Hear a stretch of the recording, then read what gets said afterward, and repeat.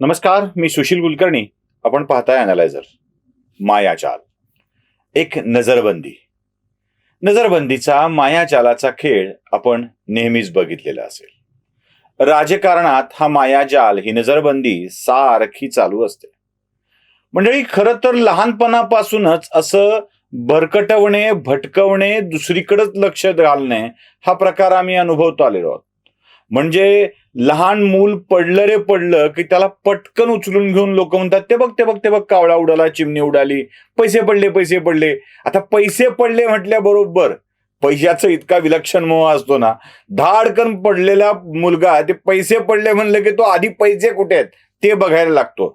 आपलं दुःख विसरतो, आपली वेदना विसरतो, जखम विसरतो. असाच काहीचा प्रकार राजकारणामध्ये होत असतो. म्हणजे जादूची माया नगरी आणि राजकारणातील ही नजरबंदी, असा सगळा खेळ आहे मंडळी. हा मायाबंदीचा खेळ कसा चालतो हे तुम्हाला मी सप्रमाण दाखवून देतोय. जरा नीट बघा या व्हिडिओकडं.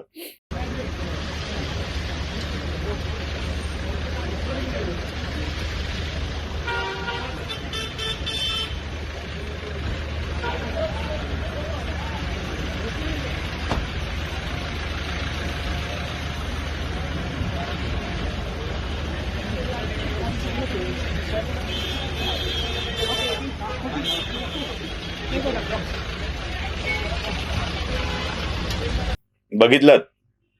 काय वाटतं? राज्याचे उपमुख्यमंत्री देवेंद्र फडणवीस आणि राज्याचे नेते शरद पवार एकाच गाडीत बसून जात आहेत. हा व्हिडिओ व्हायरल झाला आणि व्हायरल झाल्याबरोबर चर्चा सुरू झाल्या. देवेंद्र फडणवीस आणि शरद पवारांच्या मध्ये सामोपचाराचं वातावरण येत आहे. राजकारणातील कटुता संपविण्याची भाषा बोलली जाते आहे. संजय राऊत लगेच कॅमेऱ्याच्या समोर आले, म्हणाले, देवेंद्र फडणवीसांच्याकडून कटुता संपविण्याची कृती केली जात असेल तर त्याचं स्वागत आहे. लगेच सुरू झालं, शरद पवार भाजपसोबत जुळवून घेत आहेत का? अर्थात शरद पवार जुळवून घेत आहेत म्हटल्यावर उद्धव ठाकरेंचं काय, हा प्रश्न खूप मोठा असेल. या सगळ्या चर्चा सुरू झाल्या. चर्वित चर्वण सुरू झाली आणि मधल्या काळात हसन मुश्रीफावर भारतीय जनता पक्षाच्या नेतृत्वातील केंद्र सरकारच्या अखत्यारीत असलेल्या अंमलबजावणी संचालनालयानं हसन मुश्रीफांवरती रेड टाकले. आता ह्या नजरबंदीचा खेळ नेमका कोणता चालू आहे? पवार एकत्र आलेत की नाही आलेत हा प्रश्न मला पडतो. जरा थोडंसं इतिहासात डोकावून बघितलं की हा नजरबंदीचा खेळ नेमका कसा चालतो हे आपल्या लक्षात येईल. ते नव्हते का वेगवेगळी लोक सत्यसाई बाबा चमत्कार कसा करतात दाखवायला अर्धा कॅमेरा लावून बसायचे, मग त्यांनी असा असा हात फिरवून अंगठी काढली की ती कशी इथून आली हे सांगायचे वगैरे वगैरे. तसं इथे अर्धा कॅमेरे लावण्याची गरज नाहीये, अजिबात गरज नाहीये. हा नजरबंदीचा खेळ आपल्या सहजपणे लक्षात येऊन जातो. तुम्हाला आठवत आहे, महाविकास आघाडीचं सरकार असताना देवेंद्र फडणवीस शरद पवारांच्या भेटीला गेले होते, तेव्हा शरद पवारांच्या घरात लावलेला इंद्रजाल आपल्या लक्षात आला असेल. हा सगळा असाच इंद्रजाल आहे मंडळी. जेव्हा जेव्हा शरद पवारांच्या पक्षातील नेत्यांवरती अडचणीचा प्रसंग येतो तेव्हा तेव्हा हा मायाजालाचा खेळ खेळल्या जातो. म्हणजे कधी शरद पवार उठतात, पंतप्रधान नरेंद्र मोदींना भेटतात, काहीतरी बोलतात आणि बाहेर येऊन सांगतात की मी संजय राऊतांच्या बाबत बोलून आलोय. जेव्हा अशीच अवघड स्थिती येते, सहकार मंत्रालय अमित शहांच्याकडे जातं, तेव्हा शरद पवार उठतात, गुजरातेत अदानींच्या रेस्ट हाऊसवर जाऊन शरद पवार अमित शहांना भेटतात. शरद पवार अचानक देवेंद्र फडणवीसांना भेट देतात. शरद पवार अचानक फडणवीसांच्या सोबत गाडीत बसतात. हा सगळा खेळ मंडळी हाच मायाजाल आहे. माया बाजारातून सुटण्याचा मायाजाल आहे हे आपल्या लक्षात आलं पाहिजे. शरद पवारांच्या या सगळ्या भेटींनी काय साध्य होत असेल, तर एकमेकांच्या विषयी शंका निर्माण करणं होऊन जातं. म्हणजे कधी कोणाविषयी शंका, कधी कोणाविषयी शंका, असे प्रकार घडत राहतात. सारखं मनात येत राहतं, पवार काही नवा डाव टाकत नाहीयेत ना, पवार भाजपसोबत जुळवून घेत नाहीयेत ना, पवार उद्धव ठाकरेंना दूर लोटणार नाहीयेत ना, अशा चर्चा सुरू होत राहतात. मग आता पवारांच्या काही गोष्टीवर पांघरून घातलं जाईल, चिंता करायची गरज नाहीये, असंही सुरू होऊन जातं. मध्ये नाही का शरद पवारांच्या सहकारी बँकातील, शिखर बँकेतील घोटाळ्याचा तपास ईओडब्ल्यूनी थांबवून टाकला होता. यात काहीच नाही म्हटलं होतं. अचानक ईओडब्ल्यूनी हा तपास पुन्हा सुरू करण्याची विनंती कोर्टाकडे केली आहे आणि पवारांनी देवेंद्र फडणवीसांच्या सोबत गाडीत प्रवास करण्याचा अचानक निर्णय घेतलाय. आता असं तर होणार नाही. पवार फडणवीसांना म्हणाले चला आपण एकाच गाडीत जाऊ, फडणवीस म्हणतील नाही नाही तुम्ही तुमच्या गाडीत या, मी माझ्या गाडीत येतो. असं होणार नाही. पवारांसारख्या ज्येष्ठ नेत्याला टाळणं कोणाला शक्य होत नाही. आणि मग फडणवीस पवारांच्या सोबत गाडीत बसून जातात आणि चर्चा सुरू होऊन जाते. मला वाटतं शरद पवारांचा हा मायाजाल 2-3 व्यक्तींसाठी खूप महत्वाचा आहे. एक, उद्धव ठाकरेंना पवारांनी याच्यातून मेसेज देऊन टाकलाय, मैं क्या किधर भी जा सकता है, अपना क्या है हा मेसेज निघून गेला. अपना क्या है हा मेसेज गेला, त्याला आधीच्या गोष्टी पण कारणीभूत आहेत. पवार भाजपला पाठिंबा दिला होता 2014 साली.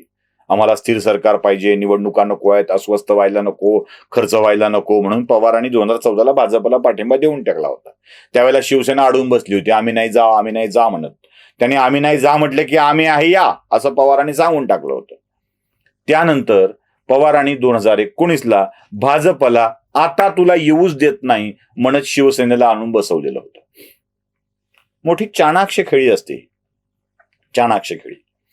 आता पवारांनी फडणवीसांच्या सोबत एक हात पुढे करून, टाळी वाजवायला हात पुढे करून उद्धव ठाकरेंना इशारा तर देऊन टाकलाय.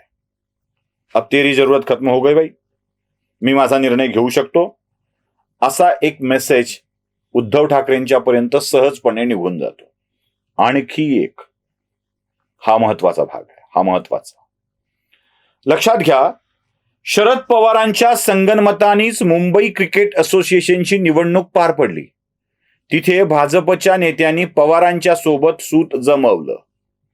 आशिष शेलार आणि कंपनी पवारांच्या सोबत निघून गेली. महाराष्ट्र क्रिकेट असोसिएशनची निवडणूक पार पडली, ज्यात रोहित पवार महाराष्ट्र क्रिकेट असोसिएशनचे अध्यक्ष झाले. इथेही भाजपने पवारांना बाय दिला होता.